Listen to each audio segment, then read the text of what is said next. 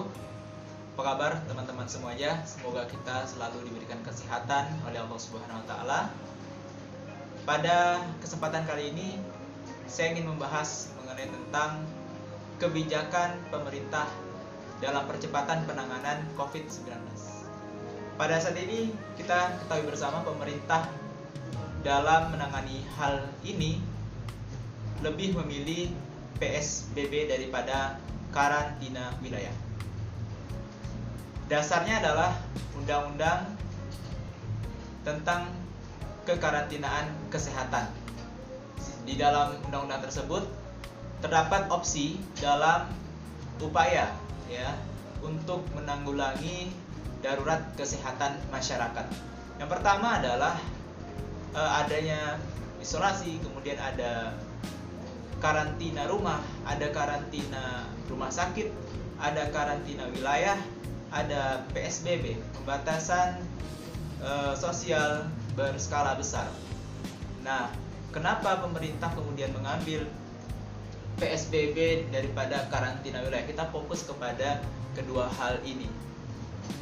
PSBB sendiri dan karantina wilayah perbedaannya cukup mendasar.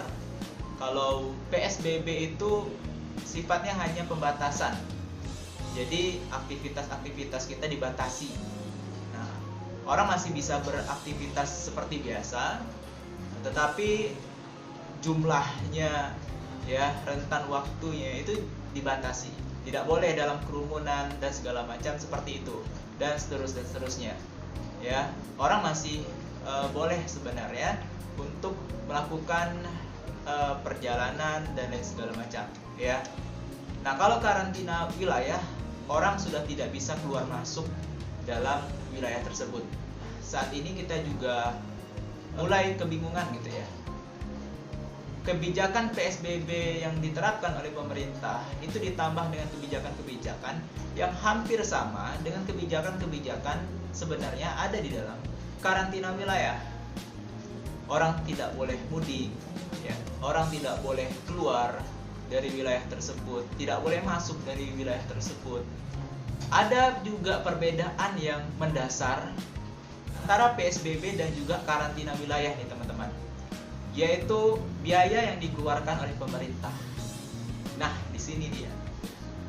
Jadi kalau karantina wilayah itu akan diterapkan untuk menangani darurat kesehatan masyarakat ini, maka kebutuhan dasar manusia, kebutuhan dasar masyarakat, dan juga hewan ternak itu ditanggung oleh pemerintah.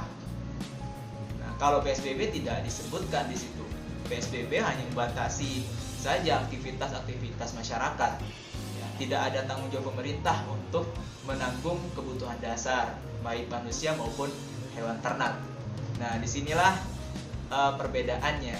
Nah, tetapi pada kenyataannya juga pemerintah menyiapkan beberapa kebutuhan dasar masyarakat dengan dana bansos, pakai Perpu 1 tahun 2020.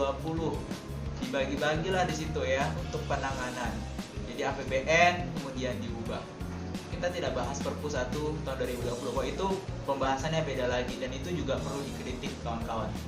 Nah, tapi kita bahas yang PSBB dan karantina wilayah ini. Memang pemerintah kemungkinan tidak sanggup untuk memenuhi kebutuhan tersebut. Kita lihat saja bansos sekarang, banyak masih masyarakat yang belum merasakannya. Nah, yang saya tangkap juga pemerintah hanya mencari citra. Artinya, ini bentukannya adalah bansos, bantuan sosial. Maka berita-berita yang muncul adalah bantuan dari pemerintah, sumbangan dari pemerintah.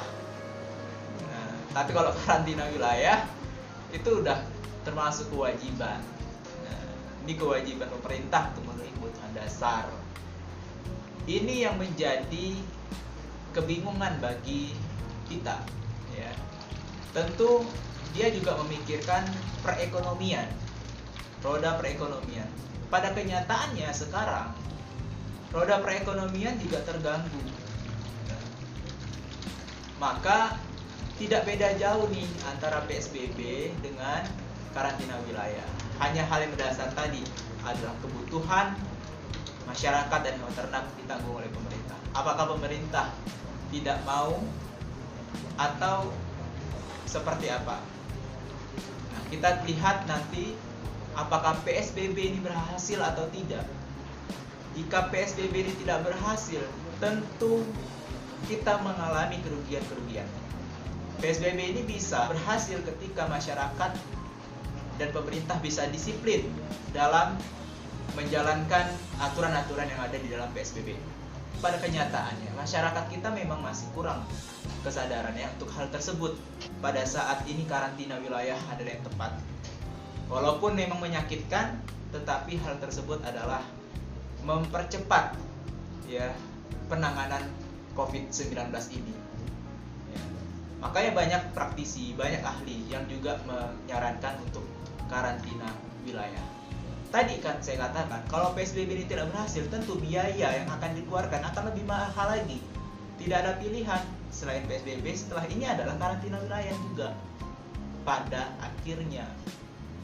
Nah, kenapa tidak karantina wilayah dari sekarang? Kan seperti itu. Kita akan berada di posisi seperti ini akan lebih lama lagi. Bukankah kita malah pengen cepat ini selesai? Tetapi pemerintah mengambil kebijakan yang hati-hati tapi tidak hati-hati gitu. Ya, bertahap itu pun berubah-ubah. Beda pejabat yang ngomong, beda lagi yang disampaikan. Nah, disinilah kita masih juga meraba-raba, menebak-nebak arah skenario pemerintah dalam mengatasi COVID-19 ini. Kita sama-sama tunggu dan tentunya kita sama-sama berdoa. Tidak cukup berdoa, tapi juga tindakan-tindakan kita tentunya bersama-sama untuk mengenai ini sambil kita mengawasi juga kebijakan-kebijakan pemerintah yang diambil karena ini berdampak kepada kita semuanya. Cukup sekian, salam sadar hukum. Assalamualaikum warahmatullahi wabarakatuh.